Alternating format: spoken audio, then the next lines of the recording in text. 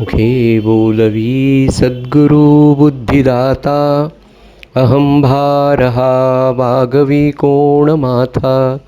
जडो भावना रामदासी सदाती, नमस्कार त्या ब्रह्मचैतन्यमूर्ती.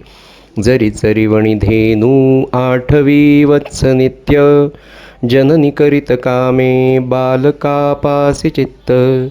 तदुपरी गुरुमाये लेकुरा ठेवी प्रेम, श्री सद्गुरु रामानंद तुम्हा प्रणाम. आहे तू जननी मदीय न कळे, अज्ञान मीले करू. घाली गे मज प्रेम पाखर सदा, दूरी नको गे धरू. प्रेमे बाहत मुक्त कंठ करुनी, नाही दुजे बंधन. प्रल्हादा गुरुराज यानित तुम्हा, माझे असो वंदन. अधिष्ठान जेते प्रतिष्ठान देखा, तिथे जन्मला तो गुणातीत एका. तयाचे निनामे चुके जन्म व्यथा, नमस्कार माझा गुरु एकनाथा. श्रीराम समर्थ. श्री चैतन्य उपासना मंडळ नांदेडच्या 20व्या चातुर्मासाच्या आज 152 पैकी नामस्मरण दिन क्रमांक 4. आज उपस्थित सर्व सद्गुरू भक्तांच्या चरणी विनम्र अभिवादन करतो आणि आजच्या आपल्या सद्ग्रंथ वाचनाच्या सेवेला आपण सुरुवात करूया. सज्जनो, महाराजांचं एक बोधवचन आपल्या सगळ्यांना माहीत आहे की महाराज म्हणाले, म्हणजे पूज्य श्री गोंदवलेकर महाराजांच्या म्हणजे बोधवचनच सांगत असताना, त्या बोधवचन सांगताना एक दुसरं बोधवचन पण मला आठवतं आहे. थोरले महाराज म्हणाले, म्हणजे गोंदवलेकर महाराज, की ज्या दिवशीपासून मी बोलायला सुरुवात केली त्या दिवशीपासून तर शेवटच्या श्वासापर्यंत, देह ठेवेपर्यंत मी फक्त नाम आणि नामाचं महात्म्यच गात राहिलो, तरीही नामाचं महात्म्य संपलं नाही. आणि असं आयुष्यभर ज्यांनी नामाचं महात्म्य सांगितलं, अशा गोंदवलेकर महाराजांचंच एक अजून बोधवचन आहे. ते म्हणाले की नामाला स्वतःची अशी चव नाही, पण नामाशिवाय उद्धार नाही. नामाला स्वतःची अशी चव नाही, त्याच्यामध्ये आपण आपली गोडी आपण स्वतःहून मिसळून ते नाम घेतल्याशिवाय मात्र उद्धार पण नाही. आणि म्हणून त्या नामामध्ये आपल्या सगळ्यांना गोडी उत्पन्न व्हावी म्हणून नुसतं नाम घेणं फार कठीण आहे. नाम जितकं सोपं आहे, महाराजांचंच आहे बरं का, माझ्या मनाचं मी काही सांगूच शकत नाही, कारण तेवढं ज्ञान तेवढी विद्वत्ता माझ्याकडे नाही, याची मला प्रामाणिक जाणीव आहे. तर महाराज म्हणाले की सगळ्या शास्त्रांचं, सगळ्या उपनिषदांचं, सगळ्या पुराणांचं, वेदांचं जर काही सार असेल तर ते नामसाधकासाठी किंवा सामान्य जीवासाठी नामसाधन हे सगळ्यात मोठं सार या उपनिषदांचं, या सगळ्या वेदांचं आहे. म्हणून उद्धरून जाण्यासाठी कलियुगामध्ये नामस्मरणासारखा उत्तम उपाय, सोपा उपाय नाही आहे. आणि मग हे नाम तुम्हा आम्हाला चांगल्या पद्धतीने साधण्यासाठी, त्याच्यामध्ये गोडी निर्माण होण्यासाठी, म्हणून आपण आपल्या चातुर्मासामध्ये सद्ग्रंथ वाचन हे ठेवलं.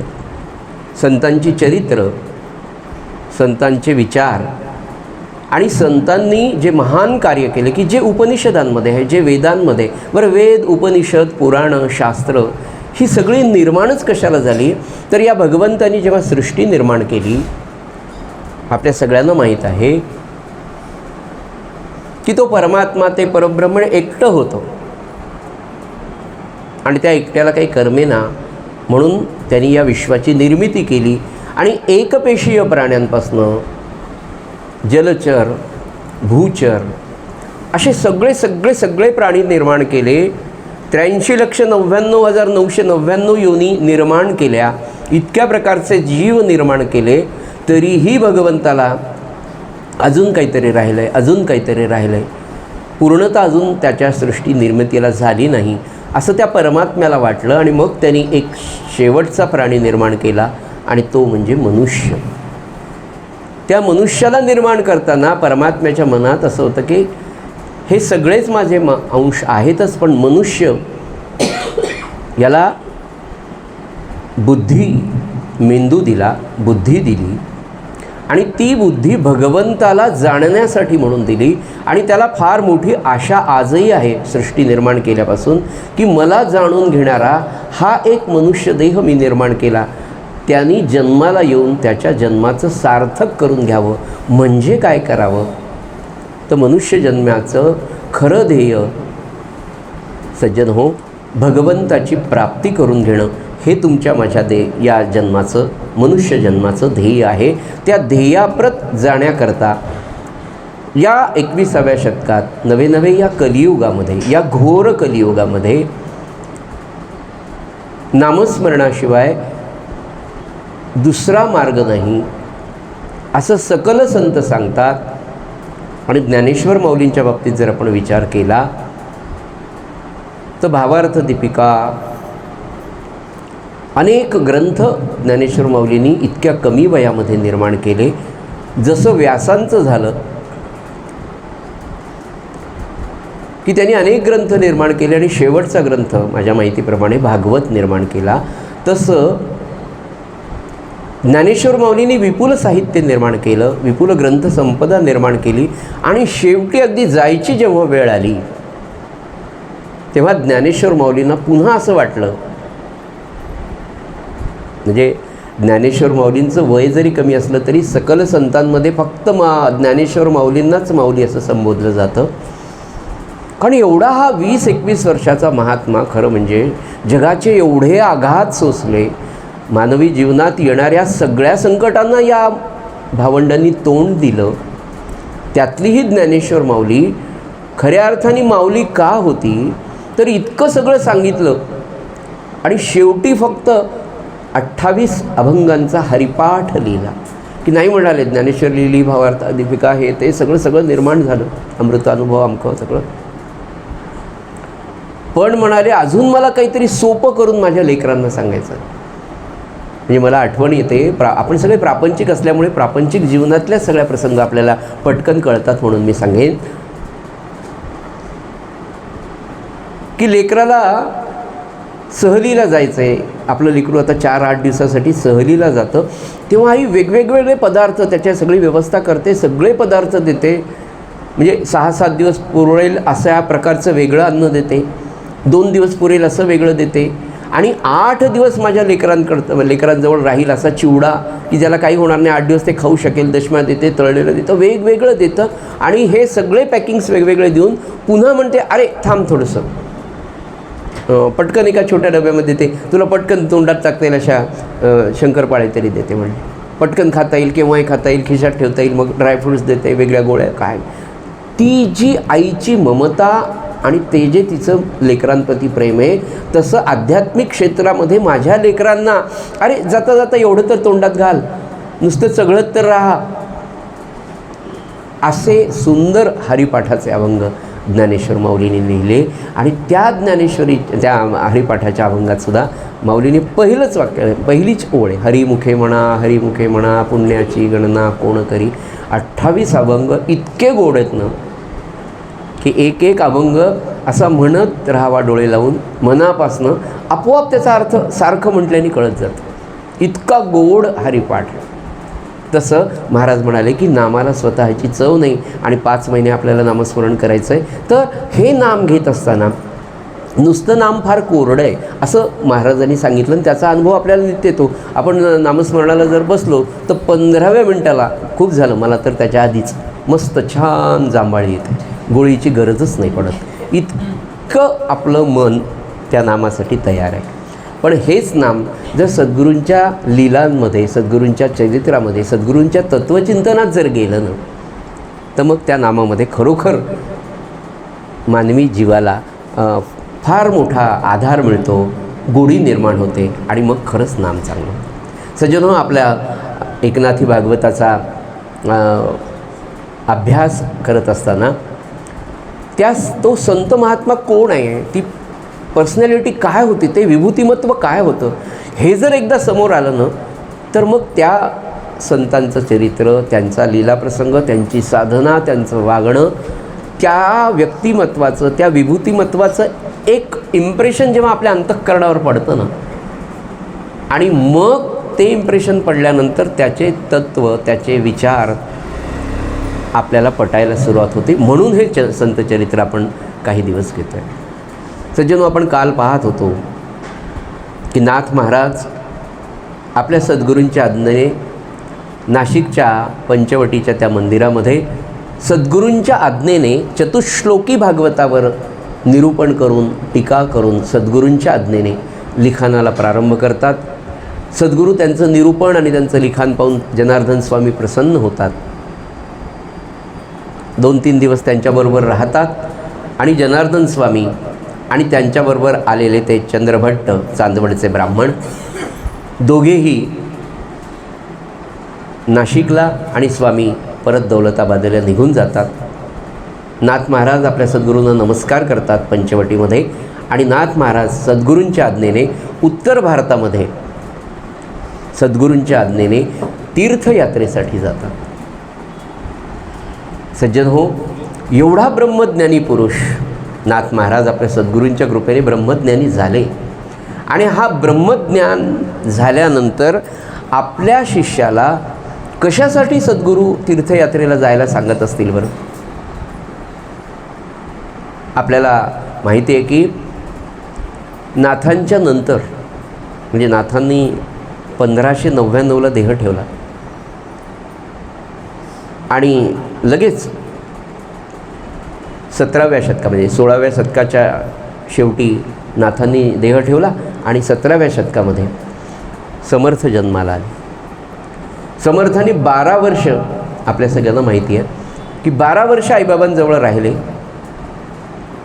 हाही संत तसाच, बालपणापासून भगवंताची आवड आणि गुरुशोधार्थ म्हणून घराच्या बाहेर 12व्या वर्षी पडला. 12 वर्ष टाकळीला साधन केलं. कमरे इतक्या पाण्यात टाकळीमध्ये गोदावरीच्या नदीमध्ये उभं राहून गायत्री आणि रामनामाचं अनुष्ठान 12 वर्ष केलं. समर्थ जेव्हा रोज 12 वर्ष पाण्यामध्ये उभे राहत होते तर कमरेखालचा सगळा भाग पांढरा पडला होता. साधनेला, नामस्मरणाला गंगेच्या पाण्यामध्ये उभे राहिले तेव्हा मासे रोज उभे राहिल्यामुळे मासे त्यांच्या पायाला चावत होते, कीटक पायाला चावत होते. अनेक जखमा 12 वर्षपर्यंत समर्थांच्या पायाला झाल्या होत्या. अशा अवस्थेमध्ये सकाळपासून तर दुपारपर्यंत, जे सूर्योदयाच्या पूर्वी स्नान संध्या करून नामानुष्ठानाला बसलेला हा 12 वर्षाचा मुलगा 24व्या वर्षापर्यंत साधन करतो आणि 24व्या वर्षी प्रत्यक्ष प्रभू रामचंद्र दर्शन देऊन अनुग्रह देतात. समर्थांचे, रामदास स्वामींचे सद्गुरू हे प्रत्यक्ष प्रभू रामचंद्र आहेत. सगुणामध्ये रामचंद्रांचा अनुग्रह समर्थांना मिळाला आणि अनुग्रह मिळाल्यानंतर समर्थ एवढे आनंदले आणि त्यांना सगळं प्राप्त झालं, ब्रह्मज्ञान झालं आणि समर्थ म्हणाले, मी आता माझं आयुष्य संपवतो. तर प्रत्यक्ष प्रभू रामचंद्र म्हणाले, अरे तुझं साधलंय, तुला सगळं प्राप्त झालं, पण इथेच संपलेलं नाही. तुझा उर्वरित आयुष्याचा काळ हा सामान्य प्रापंचिक माणसाला, नवे या राष्ट्राला उद्धरण्यासाठी झालेला आहे. तुझा उद्धार झाला एवढ्यासाठी मी तुला अनुग्रह दिला नाही, एवढ्यासाठी मी तुला अनुग्रह दिला नाही, दर्शन दिलं नाही. तर आता तुला हे जे ज्ञान झालं आहे, हे ब्रह्मज्ञान तुला पचवण्यासाठी संपूर्ण हिंदुस्थानची तीर्थयात्रा तुला करायची आहे. आणि त्यांच्या आज्ञेने पुढची 12 वर्ष म्हणजे वयाच्या 36व्या वर्षापर्यंत समर्थ हिंदुस्थानचा दौरा करत होते. तो दौरा नव्हता, ती केवळ तीर्थयात्रा नव्हती, तर खऱ्या अर्थाने या राष्ट्राची, या समाजाची स्थिती पाहण्याचा अभ्यास दौरा समर्थ रामदास स्वामींना करवून घ्यायचा होता श्रीरामांना. हीच गोष्ट आपल्याला ब्रह्मचैतन्यांच्या बाबतीत पाहायला मिळते. त्यांना ब्रह्मज्ञान झालं, त्यांना अनुग्रह दिला तुकामाईंनी आणि म्हणाले घरी जाऊ नकोस. आणि स्वतः तुकामाई त्यांना घेऊन पहिल्यांदा उमरखेडला गेले. तो प्रसंग आपल्याला माहिती आहे. आणि तिथून ते उत्तर हिंदुस्थानामध्ये संपूर्ण हिंदुस्थानच्या प्रवासासाठी गोंदवलेकर महाराज गेले. याचं कारण सद्गुरूंना हे माहीत असतं की ब्रह्मज्ञान जरी माझ्या शिष्याला झालं असेल तरी ते ब्रह्मज्ञान रोमारोमामध्ये पसरण्यासाठी, मुरण्यासाठी माझ्या या शिष्याला अनेक लोकांना उद्धरून जायचं आहे. आणि सज्जनो, दुसरी एक परिस्थिती अशी असते की ब्रह्मज्ञानी पुरुष जेव्हा होतो, जेव्हा तो सत्पुरुष होतो, तो सद्गुरूंच्या कृपेने सद्गुरुपदाला जेव्हा पोचतो, तेव्हा त्या सद्गुरूंनासुद्धा माहीत असतं की माझा हा सत्शिष्य पुढे अनेकांचा उद्धार करणार आहे. आणि दुसरी महत्त्वाची गोष्ट, ज्या वेळेला एखाद्याला आत्मज्ञान किंवा ब्रह्मज्ञान होतं, त्या सत्पुरुषाचं वैशिष्ट्य असं असतं की त्याला ब्रह्मज्ञान झाल्यानंतर फार कमी सत्पुरुष असे असतात की जे एकांतात राहतात, जे स्वतःच्या ब्रह्मानंदातच एकांतात राहतात. आणि जर कोणी त्यांच्याकडे गेलं तर त्याचा ते उद्धार करतात.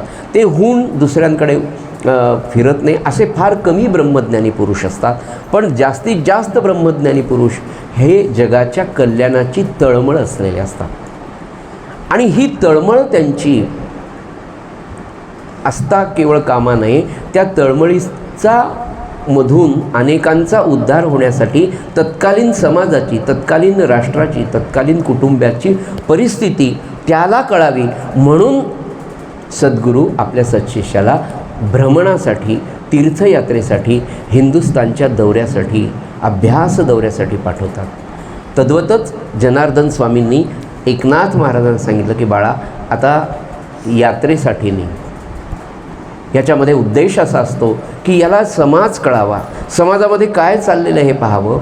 आणि त्या 16व्या शतकामध्ये बघा, म्हणजे नाथ महाराजांचा काळ आहे 1532 ते 1599. या काळामध्ये समाजाची परिस्थिती, समाजामध्ये अवडंबर, समाजातली अंधश्रद्धा, समाजात वाढलेलं विचित्र असं कर्मकांड, हिंदू समाजाची अतिशय दयनीय अवस्था. आणि अशा अवस्थेमध्ये नाथ महाराज नाशिकवरून उत्तरेकडे गेले. संपूर्ण प्रवास करत करत, तीर्थयात्रा करत. आणि दुसरा सद्गुरूंचा असा उद्देश असतो की तत्कालीन समाजामध्ये, त्या काळामध्ये आपल्या या शिष्याच्या समकालीन अनेक संत, महात्मे, साधक भारताच्या वेगवेगळ्या प्रांतामध्ये जे वसलेले आहेत, त्यांची साधना, त्यांचं कार्य, यांचं दर्शन, यांचा सहवास, यांचं मार्गदर्शन, यांची चर्चा होऊन हा समाज उद्धरला जावा, एवढी सुंदर योजना परमेश्वराची सद्गुरूच्या रूपाने, सगुण रूपामध्ये या भारत देशामध्येच आपल्याला पाहायला मिळते. खरोखर इतकी महान परंपरा आपल्या देशाची आहे. आणि ही सगळी खरोखर मी सांगतो ना, आत्ताच्या काळामध्ये आपण गुगलवर जा, इकडे जा, नाही हो. ग्रंथांच्या वाचनाशिवाय, नित्य वाचनाशिवाय, घरच्या उत्कृष्ट आध्यात्मिक परिस्थितीशिवाय पुढची पिढी घडणं अत्यंत अवघड आहे. हे पालकांनी समजून घेणं, आणि केवळ समजून घेऊन नाही तर आपल्या घरात त्या उपासनेचा, आपल्या घरात त्या सत्संगाचा दिवा अखंड तेवत ठेवण्याचं काम तुमचं, माझं, सगळ्यांचं आहे. नाथ महाराज निघाले, अनेक ठिकाणी प्रवास केला. आणि हा सगळा प्रवास करून, म्हणजे बघा, 12व्या वर्षीच नाथ पैठणवरून निघाले. सद्गुरूंची प्राप्ती झाली. सद्गुरूंच्या सेवेतच आहेत. आणि प्रतिष्ठान नगरीमध्ये पैठणमध्ये चक्रपाणी आजोबा आणि आजी तिथेच आहे, वाट पाहत आहेत. 1 वर्ष झालं, 2 वर्ष झालं, 3 वर्ष झालं. इकडे समर्थ नाथ महाराजांची पूर्ण आध्यात्मिक प्रगती होते आहे. ग्रंथांचं लिखाण सुरू झालेलं आहे. अनेक ग्रंथ लिहून झाले. स्वात्मबोध झाला. हस्तमालक झाला, चिरंजीव पद झाला, असे अनेक ग्रंथ छोटे छोटे काव्यरूपाने तयार झाले होते. आणि अशा प्रकारच्या ग्रंथाच्या निर्मिती करत करत करत करत हा सगळा भारत देश ते पाहत होते. समाजाची परिस्थिती पाहत होते, कुटुंबाची परिस्थिती पाहत होते. कुटुंबातलं विचित्र वातावरण, समाजातलं विचित्र वातावरण पाहून नाथ अतिशय नाराज, अतिशय दुःखी होत असत. आणि अजून एक तुम्हाला गोष्ट सांगतानाची राहिली की काय सत्पुरुष असतात बघा. म्हणजे आपण जे आपल्या उपासनेमध्ये म्हणतो की नाही, ब्रह्मचैतन्याने तुझं लागी माये, जुने ठेवण ते पूर्ण दिले पाहे, असं आपण सहजतेने म्हणतो. तर हे जुनं ठेवण काय असेल? ब्रह्मचैतन्य या ठिकाणी कुठलाही सद्गुरू, कोणताही त्याचा सत्शिष्य असेल, तर तो सद्गुरू जेव्हा आपल्या शिष्याला देतो तेव्हा भरभरून देतो. आणि तो एका शिष्याला दिल्यावर त्याच्याकडे उरत नाही असं नाही, तो एकाला नाही अनेकांना देत असतो. कारण दिल्याने त्याच्याजवळचं वाढतच असतं. नाथ भागवतामध्ये पुढे हा प्रसंग येणारच आहे, पण तो आत्ता सांगणं पण गरजेचं आहे म्हणून तुम्हाला सांगतो. स्वतः नाथ महाराजांनी आपल्या सद्गुरूंना भगवान दत्तात्रयांचं दर्शन कसं झालं याचं वर्णन नाथ भागवतामध्ये लिहिलेलं आहे. फार सुंदर लिहिलेलं आहे. ते पुढे आपण फार यांनी घेणारच आहोत विस्ताराने. आज मी थोड्या प्रमाणात सांगतो कारण ते गरजेचं आहे. नाथ महाराज असं लिहितात की माझे स्वामी, माझे सद्गुरू जनार्दन स्वामी हे भगवान दत्तात्रयाचे निस्सीम भक्त तर होतेच. त्यांची अवस्था अशी होती, म्हणजे पहिलं दर्शन जे दत्तात्रयांचं जनार्दन स्वामींना झालं आणि त्यात त्यांना काय मिळालं हे सांगण्यासाठी म्हणून मी तुम्हाला सांगतो. तर ते म्हणाले, माझे सद्गुरू जागृती, स्वप्नी आणि सुषुप्ती या तीनही अवस्थांमध्ये फक्त दत्तात्रयांच्या चिंतनात असत. अखंड चिंतनात. म्हणजे एवढं किल्लेदाराचं काम ते दिवसभर जरी करत होते, अतिशय उत्कृष्ट ॲडमिनिस्ट्रेटर म्हणून जनार्दन स्वामी जरी प्रसिद्ध होते, पण त्या सगळ्या कामामध्ये म्हणजे आज जर आपण म्हटलं तर एखाद्या किल्ल्याचा CEO म्हणून ते काम करत असताना परकालीन यवनांच्या काळामध्ये येणारी सगळी परचक्र या सगळ्यांचं संरक्षण करत असताना कामाचा ताण किती असेल याचा आपण जर विचार केला, तरीही त्या सगळ्या कामामध्ये जनार्दन स्वामींचं नित्य ब्रह्मचिंतन, नित्य सद्गुरुचिंतन कधीच चुकत नसायचं. एवढी अवस्था जनार्दन स्वामींची होती. आणि अखंड दत्तात्रयाच्या साधनेमध्ये, त्या स्मरणामध्ये, त्या अनुसंधानामध्ये जनार्दन स्वामी राहायचं. नाथ महाराज लिहितात की असेच ते एक दिवस दुपारच्या वेळी माझे स्वामी भगवान दत्तात्रयाच्या चिंतनामध्ये होते. आणि त्या चिंतन करता करता करता भगवान दत्तात्रयांची त्यांना एवढी विलक्षण आठवण आली की भगवान दत्तात्रयांना मनुष्य रूपाने त्यांच्यासमोर प्रगट व्हावं लागलं. आणि दत्तात्रय त्यांच्यासमोर प्रगट झाले. यांनी डोळे उघडून पाहिलं तर अरे, मी ज्याचं ध्यान करतोय, ज्याची मला ओढ लागली ते भगवान दत्तात्रय माझ्यासमोर आहे. पाहिल्याबरोबर जनार्दन स्वामींच्या दोन्ही डोळ्यांना आनंदाश्रूंच्या धारा लागल्या. त्या धारा किती तरी वेळ थांबत नव्हत्या. त्यांना उठवत नव्हतं, त्यांना बोलवत नव्हतं. बोलत होते ते फक्त स्वामींचे नेत्र आणि पाहत होते ते दत्तात्रयांचे नेत्र. दत्तात्रय प्रसन्न झाले आणि माझ्या लेकराचे अश्रू थांबत नाही म्हणून दत्तात्रयांनी जनार्दन स्वामींच्या मस्तकावर हात ठेवला. त्या क्षणी त्यांची जी समाधी लागली ती बराच काळ टिकली. पुन्हा दत्तात्रयांनी स्पर्श केला, समाधी थांबली आणि जनार्दन स्वामी जागृत अवस्थेत आले. दत्तात्रयांच्या चरणकमलांची पाद्यपूजा स्वामींनी अतिशय सुंदर केली, पूजा केली आणि दत्तात्रयांच्या चरणकमलावर आपलं मस्तक ठेवलं. आणि त्या क्षणी भगवान दत्तात्रय लुप्त झाले, गुप्त झाले. पण नाथांनी एक सुंदर महत्त्वाची नोंद नाथ भागवतामध्ये तिथे लिहून ठेवली.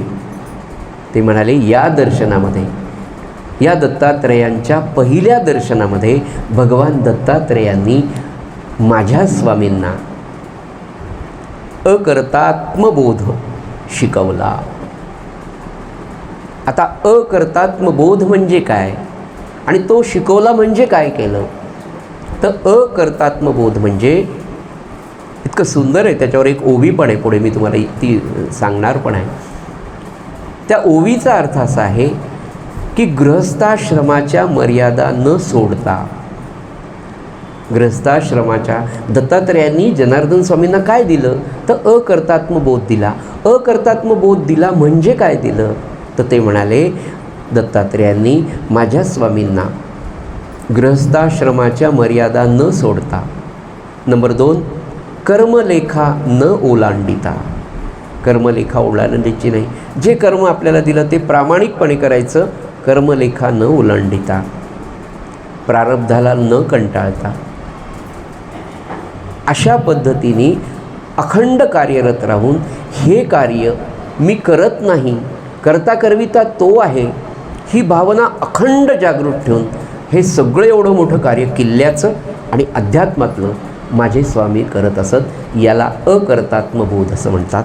इतकं सुंदर त्यांनी लिहून ठेवलं आहे की गृहस्थाश्रमाची मर्यादा सोडायची नाही, कर्मलेखा ओलांडायची नाही, प्रारब्धाला भांडायचं नाही, प्रारब्धाला कंटाळायचं नाही, आणि सगळी कार्य करत असताना ती माझे सद्गुरू तो भगवान दत्तात्रय करून घेतो, या भावनेत अखंड राहून आपल्या कर्तव्यापासून दूर जायचं नाही.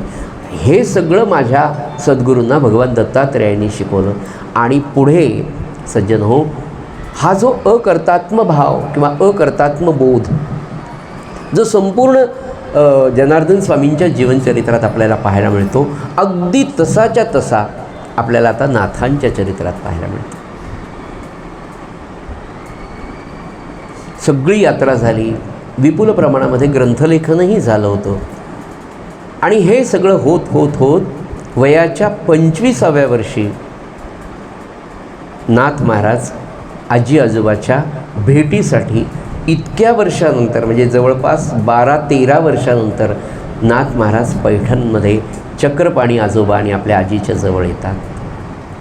सज्जन हो, तत्पूर्वी आजी आजोबासुद्धा इतके बुद्धिमान होते की आपला नातू आपल्या घरी येण्याच्या आधी चक्रपाणी आजोबांनी जनार्दन स्वामींची भेट घेऊन त्यांच्याकडून एक आज्ञापत्र लिहून आणलं होतं, आणि ते आज्ञापत्र होतं आपल्या नातवाच्या विवाहाचं. त्यांना हे जाणून होते की सद्गुरूंच्या आज्ञेशिवाय माझा नातू एकही पाऊल पुढे टाकणार नाही. याचं कारण गेली 13 वर्ष तो घरीच आलेला नाही आहे.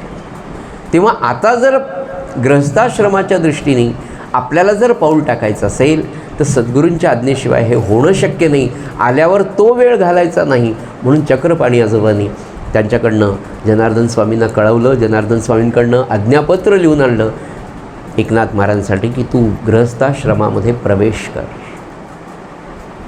12-13 वर्षांनी लेकरू घरी आलं. आजी आजोबांच्या डोळ्यात आनंदाश्रू आले नसतील तरच वेगळे पण ठरेल. ओवाळून आजीनी आपल्या वृद्ध हाताने नाथांच्या चेहऱ्यावरून हात फिरवला, जवळ घेतलं. कितीतरी वर्षांनी आपला नातू जवळ आला होता. आजी आजोबांच्या गळ्यात पडून कितीतरी वेळ नाथ आपले अश्रू आजीच्या खांद्यावर, आजोबांच्या खांद्यावर ओघळवत होते. बराच वेळ हा कार्यक्रम झाला. आनंदाश्रूच होते.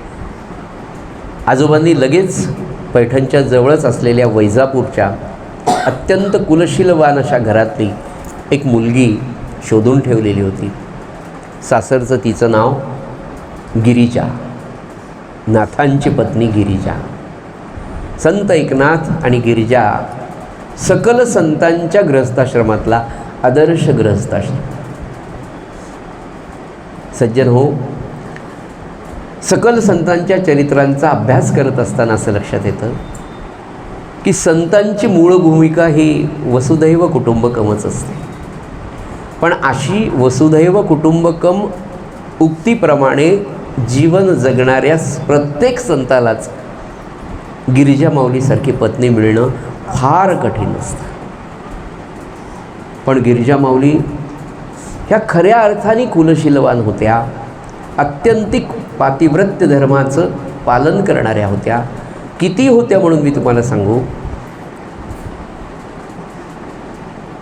की नाथांचं घर नाथांचा गृहस्थाश्रम हा दिसायला 4 चौघांसारखाच होता, पण येणार जाणार, अखंड येणार जाणार किती होते?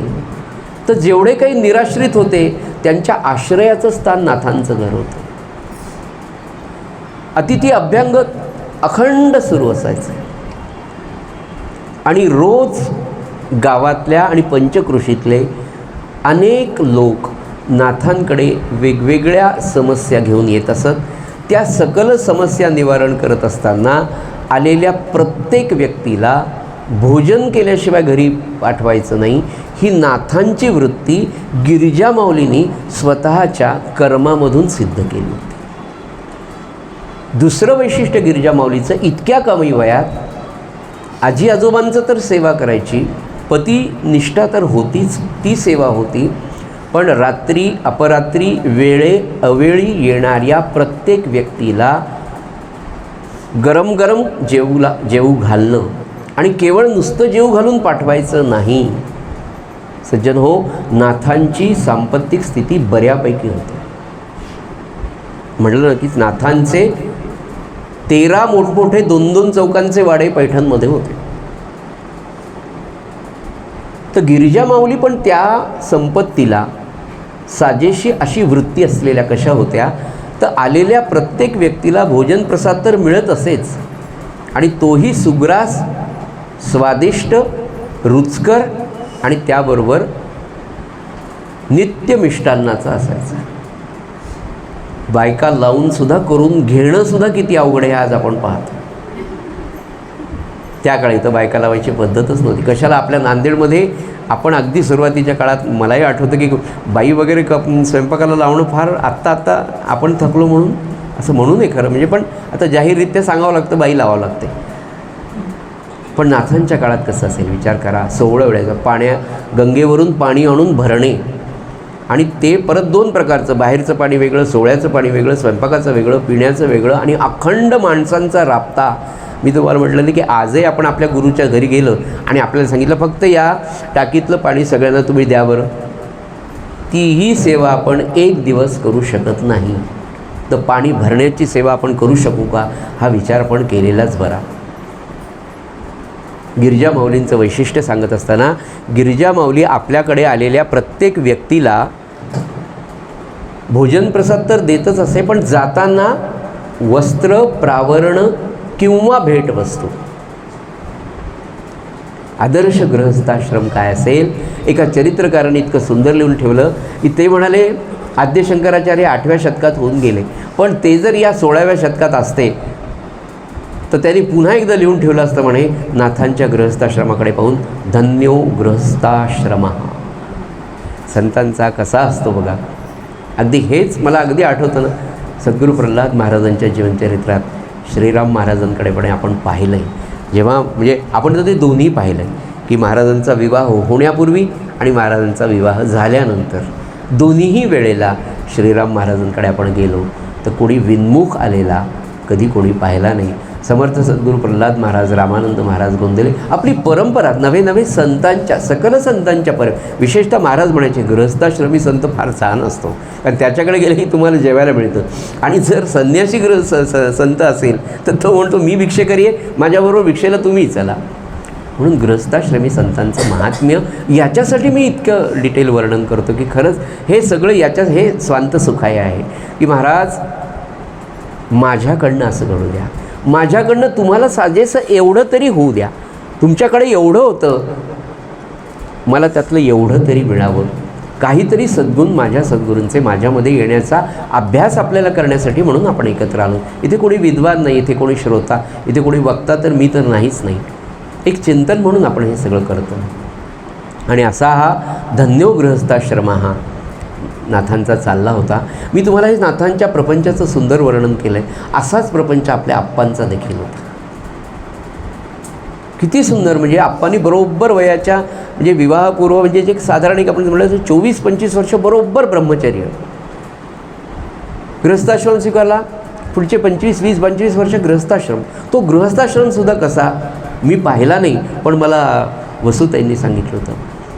ते म्हणाले आप्पांनी सहस्त्र भोजन केलं म्हणाले पैठणला, ते माफ करा पंढरपूरला असताना सहस्त्रभोजनाचा कार्यक्रम, हां सहस्त्रभोजन ब्राह्मण, एक सहस्त्र ब्राह्मण जेवायला बोलवले होते.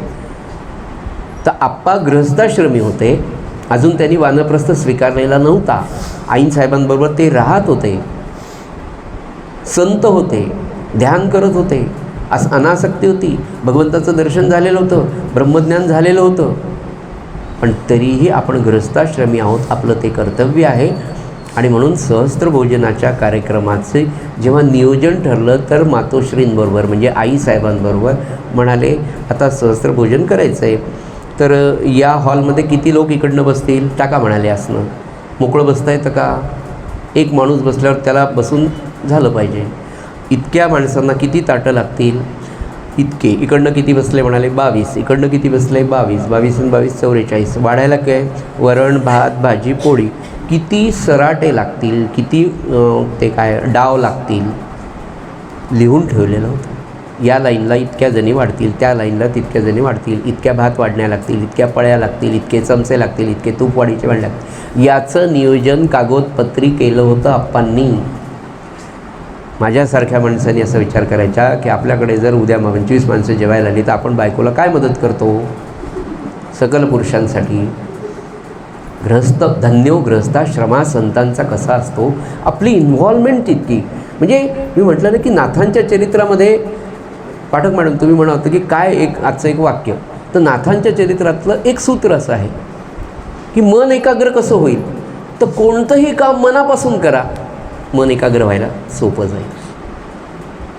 तसं आप्पांचं म्हणा किंवा सकल संतांचा गृहस्थाश्रम हा असा असतो, तो आपल्याला घेता आला पाहिजे. संतांच्या जीवनातलं एक एक तत्त्व. महाराज जरी म्हणाले की संतांनी सांगितल्याप्रमाणे वागावं, संत वागतील तसं आपण वागू नये, हे वागत असताना गृहस्थाश्रम मात्र आपण घेतला. कारण महाराजांचंच एक वाक्य आहे, माझ्या माणसानी प्रपंच दक्षतेने करावा. असं का म्हणाले? तर त्याला समर्थांचं मागे लेबल आहे. समर्थ म्हणाले प्रपंच करावा नेटका. नेटका म्हणजे अगदी व्यवस्थित. का? पुढे स्वल्पविराम देऊन सांगितलं की परमार्थ पहावा विवेक. तो जर तुम्हाला करायचा, ज्याला प्रपंचच व्यवस्थित करता आला नाही त्याला परमार्थ कसा करता येईल? याचं उत्तर असं आहे. एक जण म्हणाले हां मी 13 कोटीचा संकल्प केला आहे म्हणाले आणि जप करतो आहे, पण लिहून वगैरे ठेवणं मला काही आवडत नाही म्हणाले. हे बरोबर आहे का म्हणाले. मी म्हणून मग 13 कोटी संख्या जपणार कशी तुम्ही? या आठवड्यात किती जप, आज किती जप झाला, आठवड्यात किती झाला, महिन्यात किती झाला, वर्षात किती झाला? 13 कोटी जप करायचा म्हटलं तर कमीत कमी खूपच फास्ट केलं तर 13 वर्ष तरी लागणारच. म्हणजे रोज 330 माळा जर केल्या तर 13 वर्षात 13 कोटी होतो. मग त्याची नोंद ठेवावं लागेल ना. जर मला घर घ्यायचं आहे, मला 5 लाख रुपये जर लागणार आहे तर मला पर इयर 50,000 रुपये तरी सेव्ह करावं लागणार, त्याचं नियोजन करावं लागणार. हे नियोजन जर मला प्रपंचात जमलं तर जपाचं नियोजन परमार्थात जमेल. म्हणून प्रपंच करावा नेटका, दक्षतेने करावा. माझ्या माणसाने महाराजांचं फार स्वच्छ आणि इतकं छान आहे ना. महाराज म्हणाले माझ्या माणसाने प्रपंचामध्ये हेळसांड केलेली मला आवडणार नाही. आणि पुढे म्हणाले मला माझा प्रपंच करता आला नाही, पण मला विकत श्राद्ध घ्यायची सवय आहे. किती सुंदर आहे, किती छान आहे.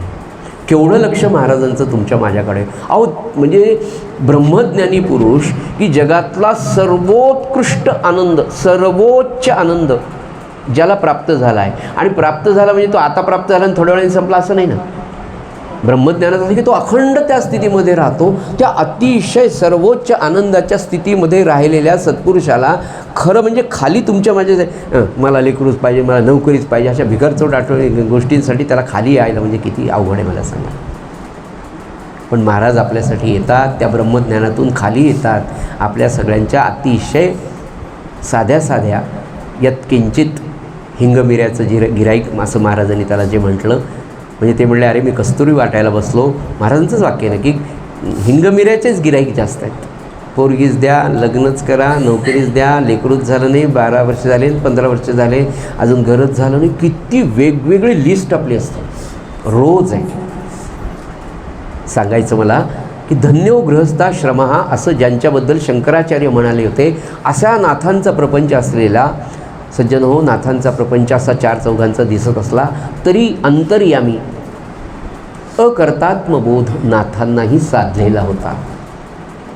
नाथांचं चरित्र किंवा नाथांची दिनचर्या इतकी सुंदर आहे पहा.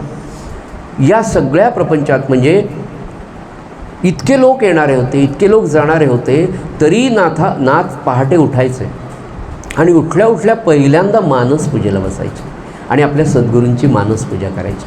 नाथांच्या चरित्रात हे नोंद केलेलं आहे बरं. ते झाल्यानंतर नाथ शौच मुखमार्जनासाठी घराच्या बाहेर पडायचे, गंगेवर म्हणजे पैठणच्या गोदावरी नदीवर जायचे, गंगेला जायचे, स्नान करायचे, स्नान करून संध्या करून गंगेतनं सोवळ्याचं पाणी घेऊन घरी यायचे, भगवंताची पूजा करायचे. पूजा झाल्यानंतर पुन्हा ध्यानाला बसायचे. 11 वाजेपर्यंत त्यांचं अन्निक ध्यान व्हायचं.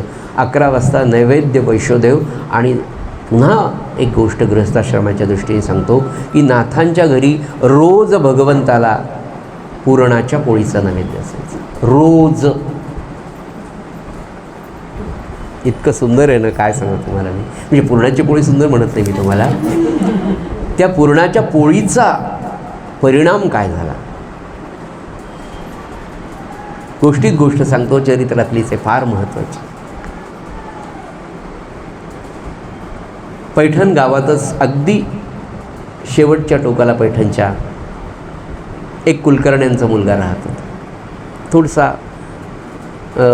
वेडसर आपण म्हणूया, मतिमंद असला असा दिसायचा असा तो होता. लहान लेकरू 8-10 वर्षाचं झालं. त्याला फारसं कळायचं नाही, वेडसरच होतं ते जन्मतःच. रोज हट्ट करायचा आणि परिस्थिती कुलकर्ण्यांची अतिशय गरिबीची होती. रोज आईला म्हणायचं, मला पुरणाची पोळी दे, पुरणाची पोळी. आईने कधी कधी साध्या वरणात गूळ घालून त्याची पुरणाची पोळी करून द्यावी. एक दिवस दिली. तिची परिस्थिती नव्हती माऊलीची, काय करणार. आणि एक दिवस इतकं ते लेकरू मागलं, मला पुरणाची पोळीच पाहिजे, पुरणाची पोळीच पाहिजे. आणि घरात तर काहीच नव्हतं. आणि आई रागारागाने म्हणली, पुरणाचीच पोळी खायची नाही तुला, जाय मेल्या त्या नाथ महाराजांच्या घरी जा, तिथे रोज पोळी असते, जा तिथे. वेडसर लेकरू नाथांचं घर कुठे म्हणून सगळ्या पैठणमध्ये शोधत गेलं. दुपारी नाथांच्या घरी आलं. त्याचं सुदैव असं की ते माध्यान्हाच्या काळाला बरोबर नैवेद्य आरती झाली, नाथांकडे आलं. 8-10 वर्षाचं लेकरू ते. त्याचं नाव गावबा नाव. नाथांनी जवळ घेतलं. बाळा, पाहिलं त्याला, काय पाहिजे बाळा. तुमच्याकडे पुरणाची पोळी मिळते ना रोज. हो. मग मी खायला आलो, मला द्याल का तुम्ही. हो बरं बाळा. नाथ शांती ब्रह्मच हो. फार कनवाळू होते, फार दयाळू होते. ओळखलं त्यांनी. ब्रह्मज्ञानी पुरुष होता, त्यांना माहीत होता हा जीव काय आहे. नाथांनी जवळ घेतलं.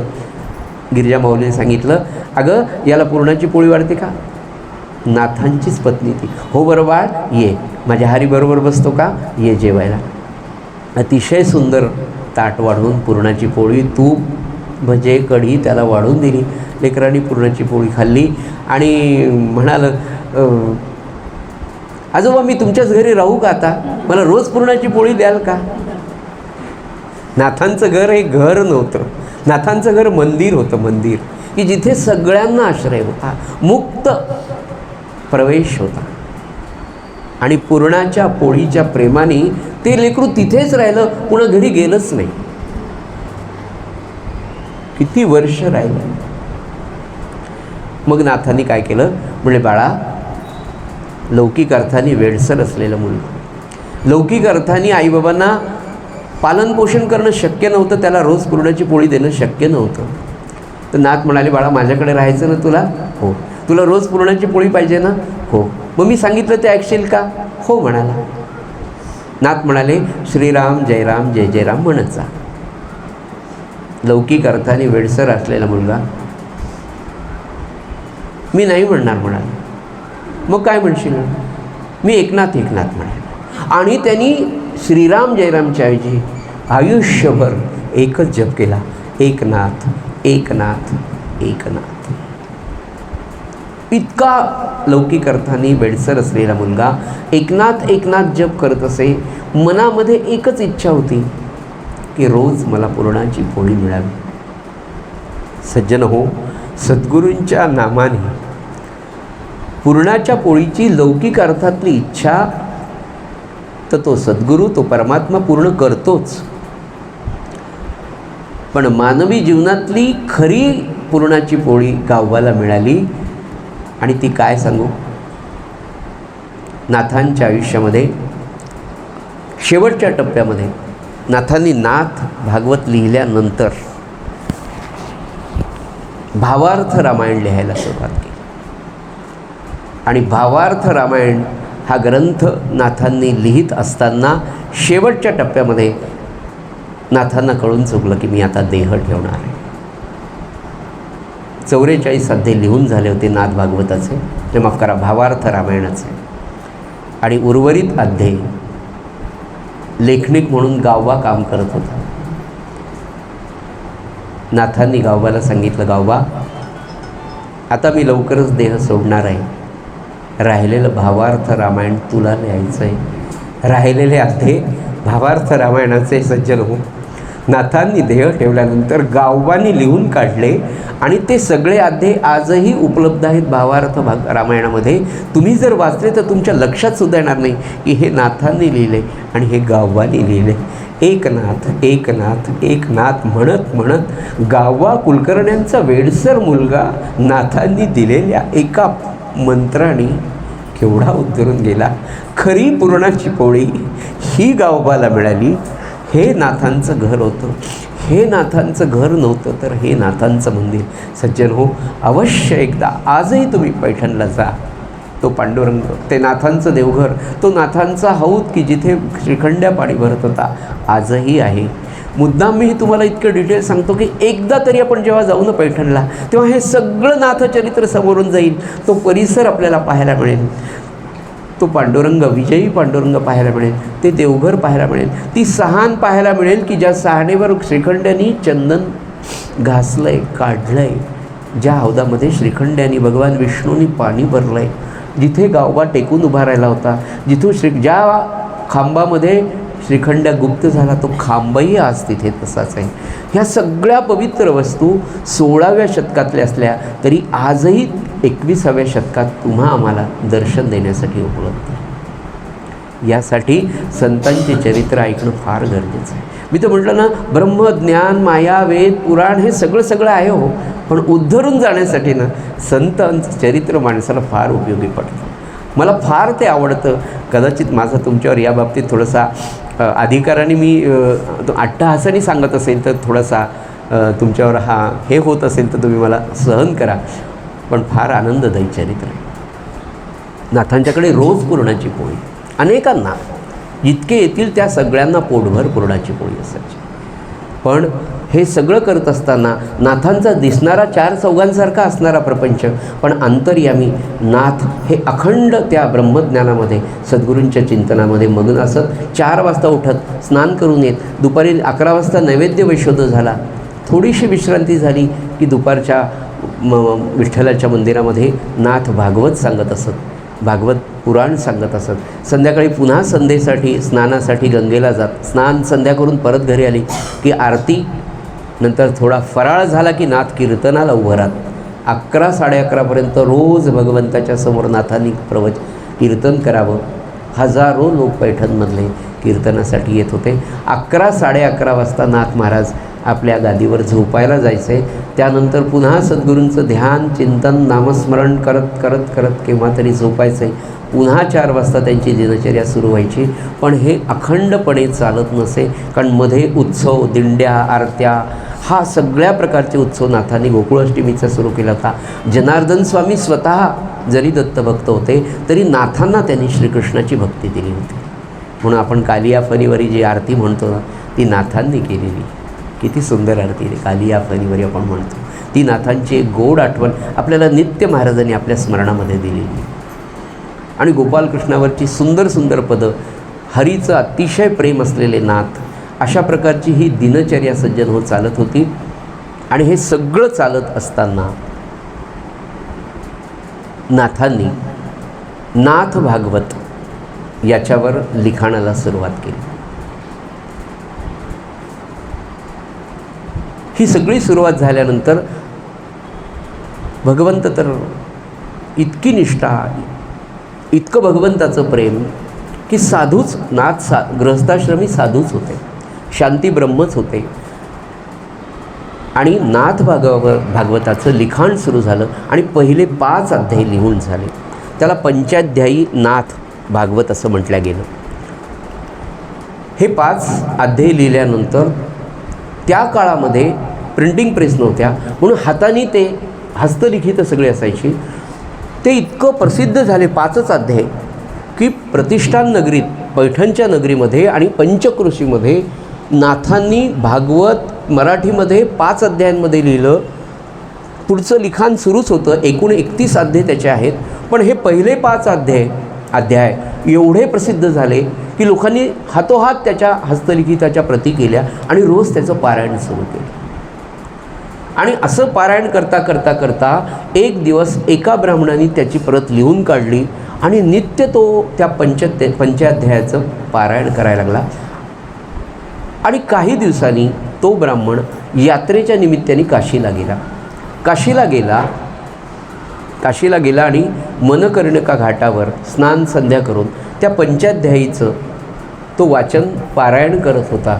तेवढ्यात एक मोठे संन्यासी, एका मठाचे मठपती, संन्यासी, विद्वान, संस्कृत भाषेचे अभ्यासक असलेले एक संन्यासी त्या ब्राह्मणाच्या जवळून गेले आणि त्याला विचारलं, तू काय वाचतोय? तर तो म्हणाला, मी नाथ भागवत वाचतोय. म्हणाले, हे कोणतं भागवत आहे? म्हणाले, मराठीत वाचतोय. 16व्या शतकातला काळ, सगळं संस्कृतमधून, संस्कृत शिवाय कोणत्या भाषेत बोलणं हे धर्माच्या विरुद्ध होतं, असा तो काळ होता. तो वाईट बरा काय ते आपण, तो काही विषय नाही आज. त्या संन्याशाला, त्या मठपतीला राग आला आणि त्यांनी ती प्रत घेऊन त्या ब्राह्मणाला आपल्या मठामध्ये बोलवलं. ती प्रत त्यांनी स्वतः वाचली आणि ते म्हणाले, हे लिखाण करणारे कोण आहेत? त्या ब्राह्मणाने अतिशय आदराने सांगितलं की मी महाराष्ट्रातल्या प्रतिष्ठान नगरीतला असा ब्राह्मण, माझ्या गावामध्ये एक फार मोठे साधू संत सत्पुरुष राहतात ज्यांचं नाव एकनाथ महाराज आहे. त्यांनी भागवताच्या 11 स्कंदावर लिहिलेली ही प्राकृतातली म्हणजे मराठीतली ओवीबद्ध टीका आहे आणि ती भागवतातलं सगळं तत्त्वज्ञान आम्हाला मराठीत सांगते, त्याचं पारायण आम्ही करतोय.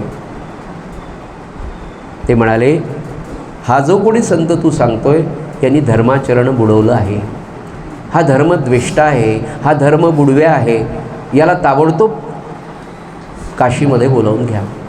ते म्हणाले, तुम्ही पत्र द्या. त्या स्वामींनी, त्या संन्याशांनी पत्र दिलं आणि एक सांडणी स्वार ते पत्र घेऊन तत्कालीन काशीवरून प्रतिष्ठान नगरीमध्ये निघाला. आणि काही दिवसानंतर ते पत्र नाथांना मिळालं. नाथांना त्या संन्यासाचं, त्या मठपतीचं पत्र पाहिल्यानंतर हा भगवान विश्वनाथाचा आदेश आहे, आज्ञापत्र आहे असं समजून नाथांनी त्याला नमस्कार केला आणि नाथांनी आपल्याला विश्वनाथांनी बोलवलं आहे असं समजून ते काशीकडे निघाले. नाथ काशीला निघाले, काशी यात्रेला निघाले अशी प्रतिष्ठान नगरीमध्ये चर्चा झाली. मग हे म्हणाले मी येतो, ते म्हणाले मी येतो, ते म्हणाले मी येतो, मग आम्हाला न्या. नाथांचा प्रवास सुरू झाला. आगगाडी नव्हती, बैलगाड्या, अशा पद्धतीने निघाले. नाथांनी काही कोसांवर जावं, तिथे थांबावं, हरिपाठ कीर्तन करत करत करत जनसमुदाय वाढत गेला आणि काशीला जाईपर्यंत जवळपास 100-500 माणसं नाथांच्या बरोबर काशी यात्रेला म्हणून निघाले. कुठलीही प्रेस नोट नव्हती, मीडिया नव्हता. कर्णोपकर्णी मुखाने ही जाहिरात काशीतल्या सगळ्या पंडितांपर्यंत पोचली की महाराष्ट्रातला कोणीतरी एक महान संत काशीमध्ये येत आहे. तो उद्या नाही, परवाच्या दिवशी काशीमध्ये येईल. आपण पुढे जाऊया.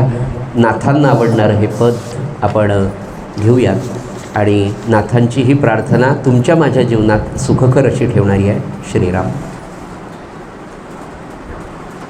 आवडीने भावे हरी नाम घेसी, आवडीने भावे हरी नाम घेसी, तुझी चिंता त्यासी सर्व आहे, सर्व आहे. आवडीने भावे, नको खेद करू कोणत्या गोष्टींचा, नको खेद करू कोणत्या गोष्टींचा, पती लक्ष्मीचा जाणतसे, जाणतसे आवडी